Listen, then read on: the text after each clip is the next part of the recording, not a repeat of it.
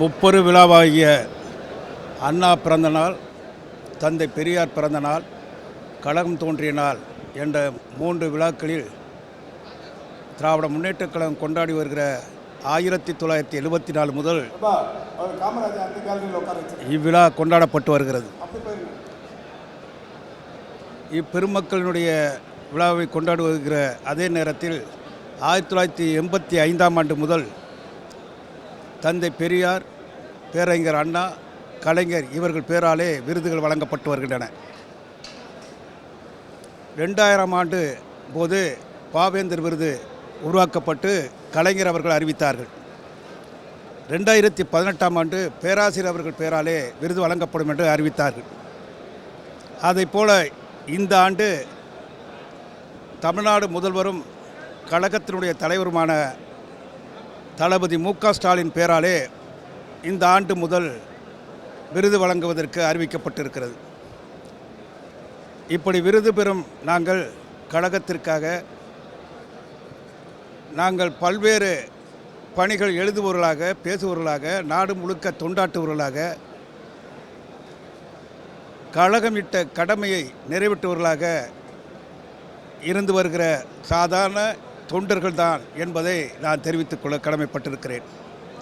இந்த விருதானது எங்களை மேலும் மேலும் ஊக்கப்படுத்துவதற்கும் ஆக்கப்பூர்வமான பணிகளை செய்வதற்கும் தலைவர் அவர்கள் இட்டிருக்கிற கட்டளையை நிறைவேற்றுவதற்கும் கிடைத்திருக்கிற பரிசு என்பதை நான் உணர்வேன்.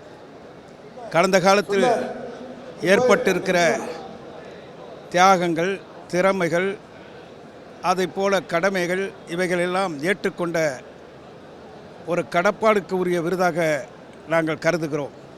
இந்த விருதை லட்சம் தொண்டர்களின் சார்பில் அவர்களுக்கு கலைஞர் அவர்கள் கட்டளையிட்டார்களே, ஏற்கனவே சொல்லியிருக்கிறார்.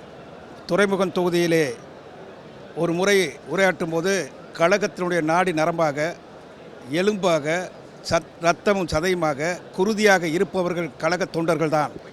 அவர்களால் தான் இந்த கழகம் இருக்கிறது. நான் நின்று கொண்டு பேசுகிற மேடை கூட அவர்கள் குனிந்திருக்கிற முதுகில் நின்று பேசுகிறேன் என்று சொல்லி கலைஞர் அவர்கள் மிக தெளிவாக சொல்லியிருக்கிறார்கள்.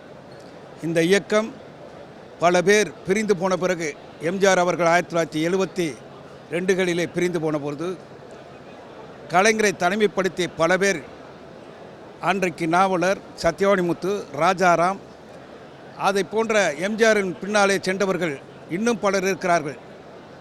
அவரை தனிமைப்படுத்தப்பட்டார்கள். ஆனால் கலைஞர் ஒருவரே நின்று இந்த இயக்கத்தை பல சோதனைகளை தாங்கி சாதனைகளாக ஆக்கி காட்டியவர். அவருடன் ஒரு பேராசிரியரை வைத்துக்கொண்டு, ஒரு முரசொலிமாறனை வைத்துக்கொண்டு லட்சம் தொண்டர்களை வழிநடத்தி சென்றவர் என்பது இந்த இயக்கம் இன்றைக்கு நிமிர்ந்து நிற்கிறது என்பதை நான் சுட்டிக்காட்ட விரும்புகிறேன். நெருக்கடி நிலையை மத்திய அரசு உருவாக்கி நெருக்கடி நிலையில் லட்சக்கணக்கான தொண்டர்களை சிறையில் தள்ளினார்கள். ஆனால் நெருக்கடி நிலையை மீறி நெருப்பாற்றை நீந்தி வந்த இயக்கம் திராவிட முன்னேற்றக் கழகம். சிட்டிபாபு போன்றவர்களை, சாத்தூர் பாலகிருஷ்ணன் போன்றவர்களை உயிர் பலி கொடுத்த இயக்கம். தளபதி இன்றைக்கு இருக்கிற தலைவர் அவர்கள் சிறைச்சாலையின் கொட்டடியில் அடைக்கப்பட்டு மிதைக்கப்பட்டு அவர் இந்த அரசியலுக்கு புலி போல் எழுந்து வந்து கடமையாற்றுகிற அந்த சூழ்நிலையை உருவாக்கிய இந்த இயக்கம். அதைப்போல 1980க்கு பிறகு ஈழத்தமிழர் போராட்டம், இந்தி மொழி 38லே உருவாக்கப்பட்ட, பெரியார் காலத்திலே உருவாக்கப்பட்ட இந்தி மொழி எதிர்ப்பு போர், இடஒதுக்கீடு போன்ற பெரிய போராட்டங்கள், இவைகளெல்லாம் தன் கடமையாக ஆக்கிக்கொண்டு அண்ணா அவர்களால் உருவாக்கப்பட்ட இந்த இயக்கம் இன்றைக்கு நிமிர்ந்து நிற்கிறது என்றால் கலைஞர் அவர்களால். அதைத் தொடர்ந்து தளபதி அவர்கள் இந்த இயக்கத்தை நடத்தி கொண்டிருக்கிறார். இன்னும் சொல்லப்போனால் அண்ணா அவர்கள் 1967 ஆட்சிக்கு வந்த பிறகு தமிழும் ஆங்கிலமும் தான் ஆட்சி மொழி என்றார். இந்தி மொழிக்கு விடை கொடுத்து விட்டார். சுயமரியாதை திருமண சட்டத்தை கொண்டு வந்தார். அது மட்டுமல்ல, 3 கடமைகளை அவர் நிறைவேற்றியிருக்கிறார். தமிழ்நாடு, சென்னை மாநிலம், சென்னை ராஜஸ்தானி என்று இருந்ததை சென்னை மாநிலம் என்பதை இருந்ததை மாற்றி தமிழ்நாடு என்று பெயர் சூட்டிய பெருமை கலைஞரை, அன்றைக்கு அண்ணாவை சேரும். கலைஞர் அவர்கள் இதனை பெருமைப்படுத்தி பல்வேறு கோணங்களில் கொண்டு சென்றார். மாநில சுயாட்சிக்கு குரல் கொடுத்த அண்ணாவினுடைய வழியிலே ராஜமன்னார் அவர்களை வைத்து தீர்மானம் போட்டு அது மிகப்பெரிய இந்தியாவிற்கு ஒரு எடுத்துக்காட்டாக எதிரொலிக்கிற அளவுக்கு கொண்டு சென்றிருக்கிறார். இந்த இயக்கத்தை பல்வேறு சோதனைகளில் வென்று சாதனைகளை நிகழ்த்தி காட்டியிருக்கிறார். ஈழத்தமிழர் பிரச்சனையில் அவர்கள் நடத்திய போராட்டம், எம்ஜிஆர் அவர்கள் வீழ்த்திய போராட்டம், இன்னும் சொல்லப்போனால் ஜெயலலிதா போன்றவர்கள் பொய் வழக்குகள் போட்டு சிறையில் தள்ளிய போதும் தொண்டர்களுக்காக கடமையாற்றிய மாவீராக திகழ்ந்தவர் கலைஞர். கோபால்சாமி வைகோ அவர்கள் பிரிந்து சென்ற போதும் செங்குத்தாக பிளந்தது இந்த இயக்கம் என்று சொன்னார்கள். ராஜீவ்காந்தி படுகொலையின் போது திமுக மீது வீண்பழி போட்டார்கள். இவற்றையெல்லாம் துடைத்து எறிந்துவிட்டு கலைஞர் அவர்கள் இந்த இயக்கத்தை, திராவிட முன்னேற்றக் கழகத்தை மிகப்பெரிய கடமை புரிகிற இயக்கமாக, தமிழை காப்பாற்றுகிற, தமிழ் இனத்தை போற்றுகிற ஒரு மாபெரும் இயக்கத்தை உருவாக்கி காட்டியிருக்கிற இந்த இயக்கத்திற்கு வழிகாட்டியாக நடத்தி செல்கிற, திராவிட மாடல் ஆட்சியை நடத்தி கொண்டிருக்கிற, காவிரி கரைக்கு மட்டும் இல்லாமல் கங்கை கரைக்கும் வழிகாட்டுகிற ஒரு தலைவராக இருக்கிற தளபதி அவர்கள் தலைமையிலே வீறுநடை போடுகிறது. அவருக்கு தலைமையிலே இன்றைக்கு நடைபெறுகிற முப்பர் விழா, இதில் விருது பெறுகிறவர்களாக நாங்கள் இருக்கிறோம். எனக்கு பாவேந்தர் விருது தரப்படுகிறது. பாவேந்தர் பெரியாரை போற்றியவர், அண்ணாவை போற்றியவர், இந்த இயக்கத்தை, தன்மானத்தை, சுயமரியாதையை ஊட்டியவர், பெரியார் வழியில் நின்று வந்தவர். அண்ணாவிற்கு அறிஞர் என்ற பட்டத்தையே ஓரிரவு நாடகத்திலே வழங்கி பெருமைப்படுத்தியவர்.